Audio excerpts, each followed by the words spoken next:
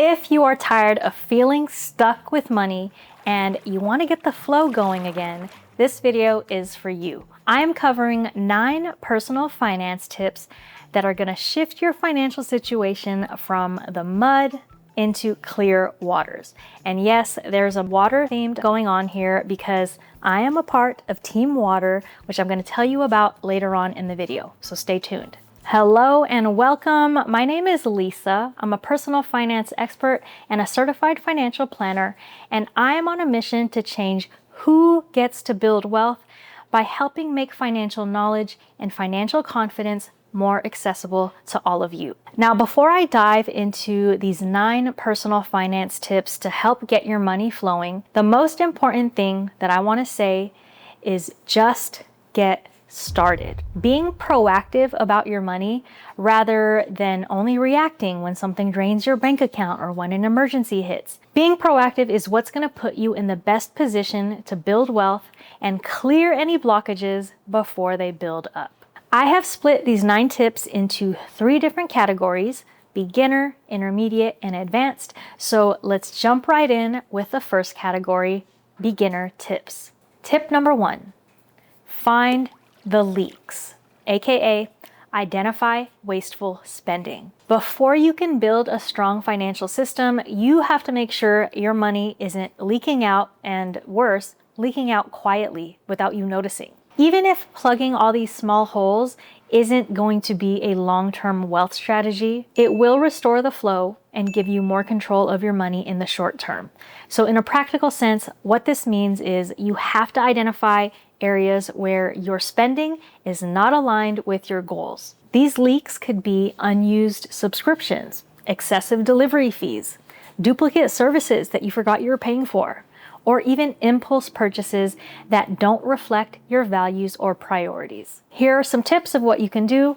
You can go through your recent spending. So that means looking at your bank accounts, your statements, your credit card transactions, your email receipts, and look for expenses and note the ones that were not intentional. Once you spot what these leaks are, plug them immediately. Cancel or pause any recurring charges that you don't actually want to be charged on. And if you find any one-off leaks, aka things you spent on but you didn't really mean to or didn't want to and you don't want to in the future, take note of them. That's all you got to do, is simply take note so that you're more mindful the next time you have to make a similar financial decision. This is going to help you in the long term, the more awareness you can bring to your financial decisions, big or small. Tip number 2, create a reservoir, aka build an emergency fund. Fun fact, reservoir is the word that I spelled wrong in my 5th grade or 6th grade spelling bee, which lost me the county spelling bee because I forgot that silent R. If you want your money to flow smoothly, you need a reservoir that's going to hold you over in case things dry up. Life has so many unexpected droughts. It has layoffs, medical bills, surprise expenses, and if you have a reservoir, it just means that you don't have to panic, you don't have to go in debt when these big major things happen. You have something to pull from. In more technical financial terms, this means building and maintaining a solid emergency fund. A good starting point is to aim for 3 to 6 months worth of essential expenses saved in somewhere like a high-yield savings account, and make sure that this amount is separate from your everyday checking account or other savings because you don't want to dip into it by accident when there's no emergency happening. Here's what you can do to build your emergency fund and create your reservoir. Calculate your monthly essentials like your rent or mortgage, your food, insurance, utilities, etc. Then multiply that number by 3 or 6 or maybe up to 12 depending on your financial situation. Then save towards that target. If you want to learn more about emergency funds, maybe you don't have one yet, then you can check out this video I have on that topic. Think of it like this. Your reservoir gives your finances stability and it helps you maintain peace of mind even when life throws a curveball or a major drought. Tip number 3, set up your pipes, aka create a budgeting system. So when people think of budgeting, they're often picturing buckets, separate categories holding money. In fact, when I talk about budgeting, I often refer to them as buckets as well. But This is a water-themed video, so I want you to think about pipes instead. Pipes direct the flow of water and tells it exactly where to go.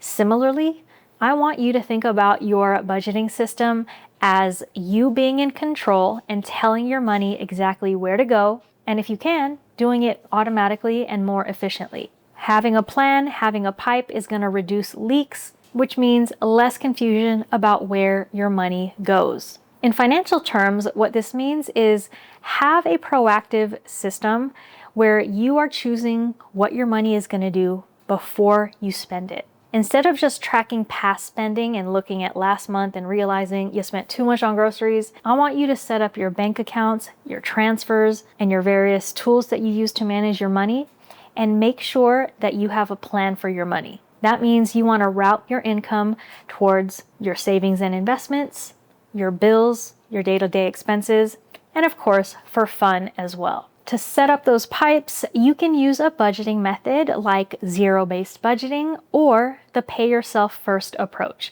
Sometimes it helps to draw out where you want your money to go. Do whatever works for you. Then when you know where you want it to go, automate as much as possible. That means you can set up direct deposits to multiple bank accounts. You can schedule transfers to savings or investments on a regular recurring schedule. And you can use apps or tools that help your money flow with intention. All right, we're done with the first 3 tips, the beginner tips. So let's move on to the intermediate ones. Intermediate money tips to help your money stay flowing. Tip number 4, stop the sinking, aka pay off your high interest debt. So in tip number 1, we talked about plugging small leaks in your money system, finding those things that are mindless spending, unused subscriptions, or things you regretted spending money on. But at the end of the day, some leaks are much bigger and more dangerous to your financial foundation, so you kind of got to get to the root of it. High interest debt, like credit card balances, these aren't just leaks. It's like water flooding into the boat while you're trying to row to shore. In the short term, sure, you can keep plugging those holes and keep getting by, but in the long term, you're going to seriously have to think about how do you stop from sinking. You're never going to have peace of mind until you can stop sinking. So in technical terms, what this means is prioritizing your debt repayment, especially high interest debt, meaning anything that's costing you 10%, 15% or more in interest every year. A lot of times this is your credit card debt, but can also be payday loans or other types of loans that you've taken out. In order to save your boat from sinking and to stay afloat for the long term, think about doing these things.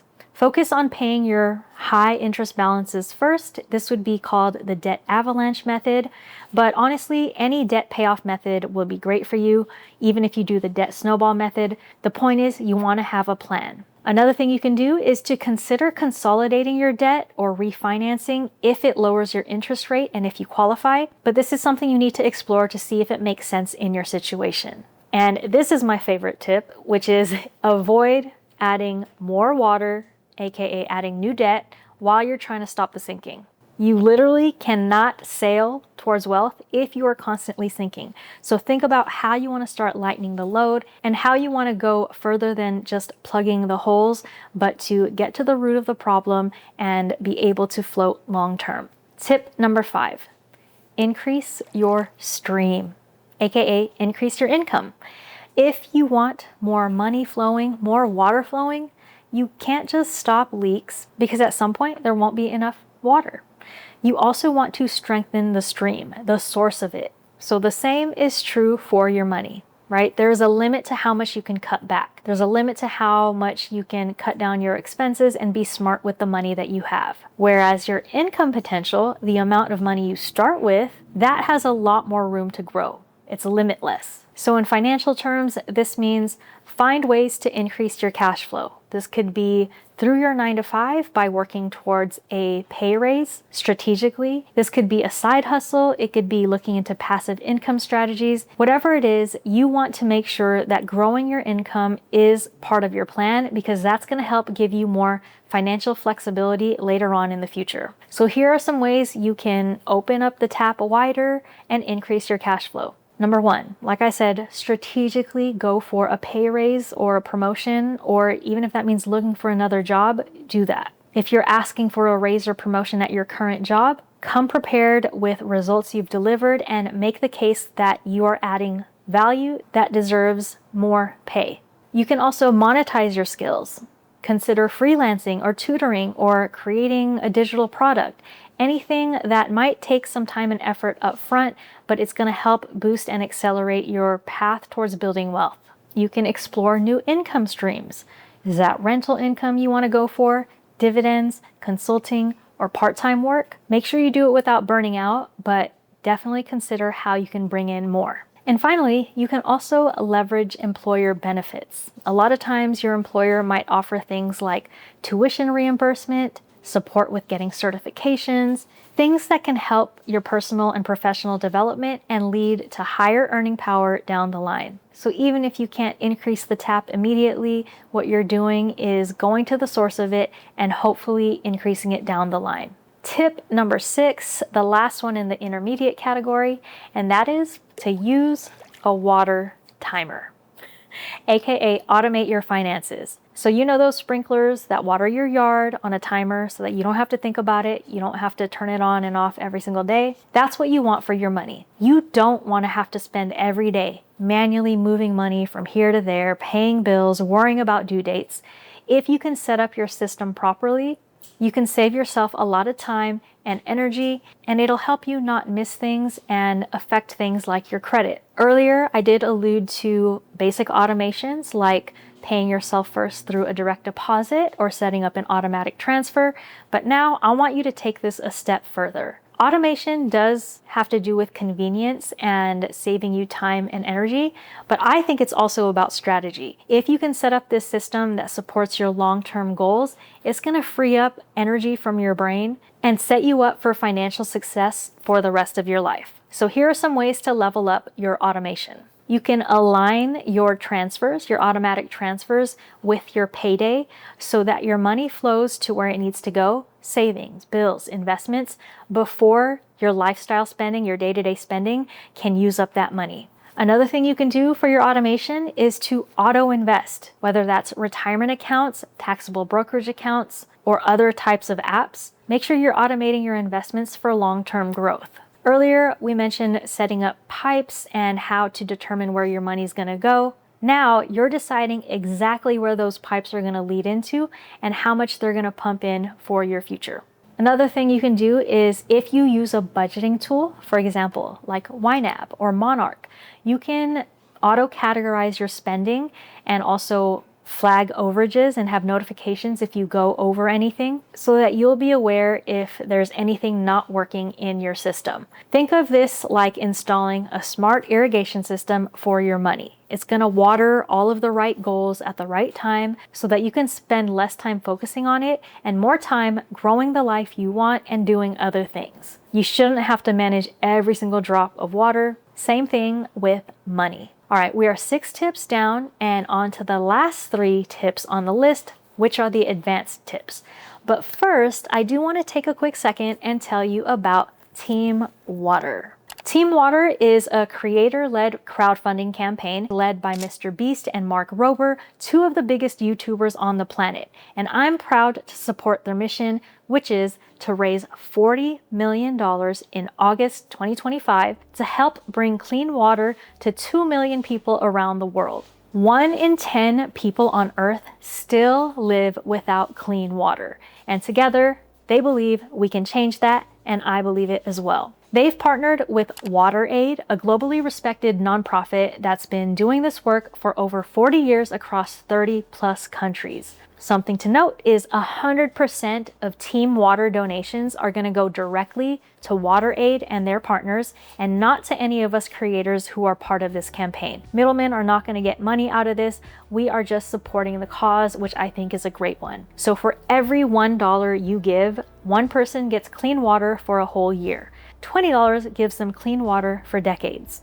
Your donation helps build long-lasting water systems, from solar-powered pumps to rainwater harvesting, filtration, and more. So I've already made a donation today, August 1st, the first day of this campaign, and actually I will pledge to donate any money that I profit from this video this month which means if you aren't ready to donate money directly, or for some reason you can't this month, you can still help in other ways by spreading the word about TeamWater as well as sharing my video. It is a win-win-win. If you want to learn more about TeamWater, you can visit teamwater.org. And if you're ready to donate, go to this QR code. And if you're watching this on your phone or you can't scan the QR code, the link will be in the description. All right, let's wrap up this list of my water-themed personal finance tips. We're jumping into the last three, which are the advanced tips. Tip number 7, build the waterfall, aka invest for long-term growth. So earlier you focused on plugging leaks and automating basic savings. Now it's time to level up and really build wealth. Think of a waterfall.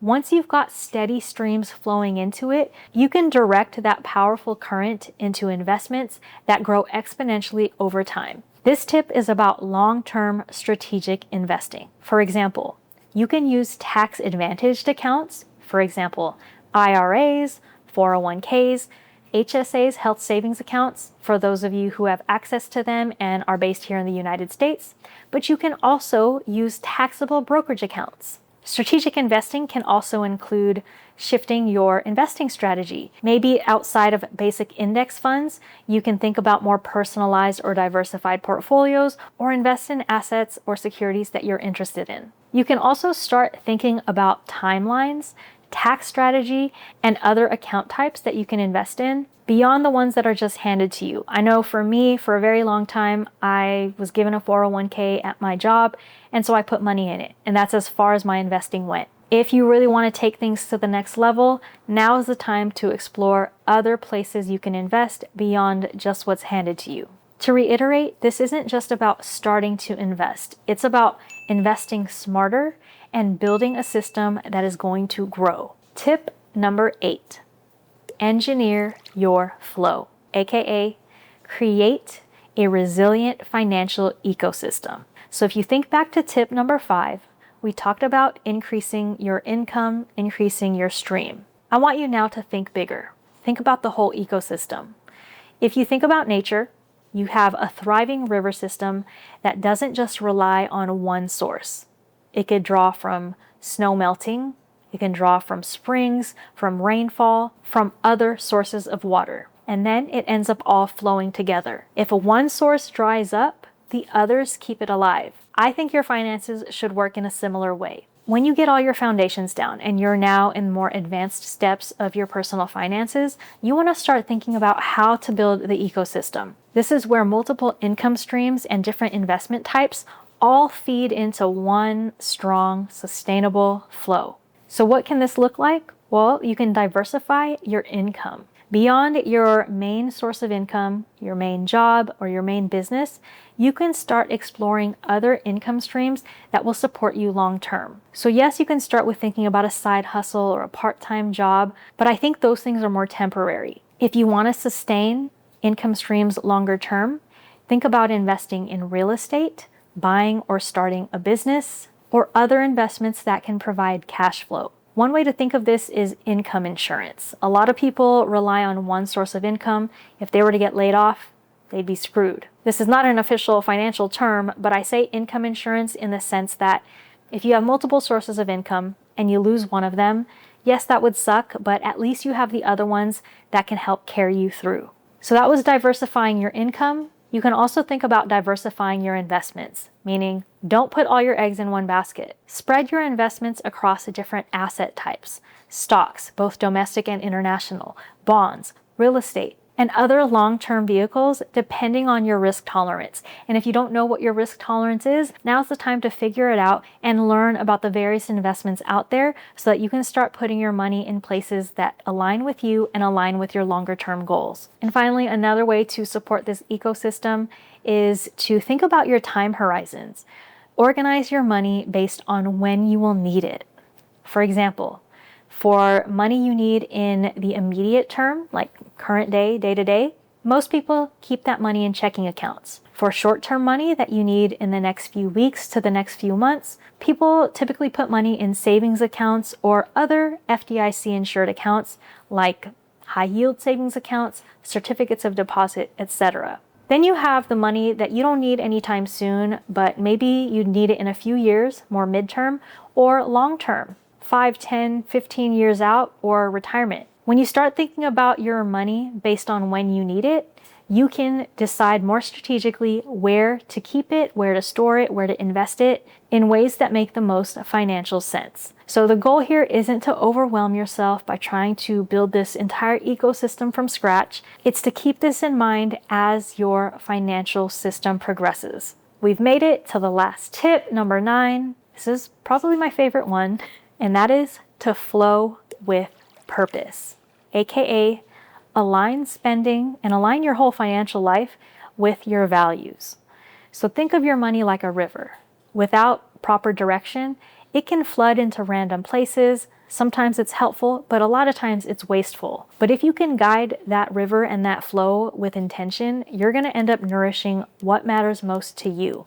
That's what I mean when I say flow with purpose. So instead of letting money trickle into expenses that don't reflect who you are, like we said at the beginning of the video, you want to start treating your spending like that irrigation we talked about, watering all the areas of life that you want to grow. On a practical level, here's what it could look like. You can budget for joy. Prioritize spending that genuinely makes you feel good and brings you joy. Forget about what impresses people on social media or what makes yourself look good to your neighbors or your coworkers, and just think about what makes you happy. I've touched on this already earlier in the video, but making purchases aligned with your goals. Be intentional about how you use your money to make sure that whatever you use it on brings value to your life. Say no to drains, anything that's going to drain you.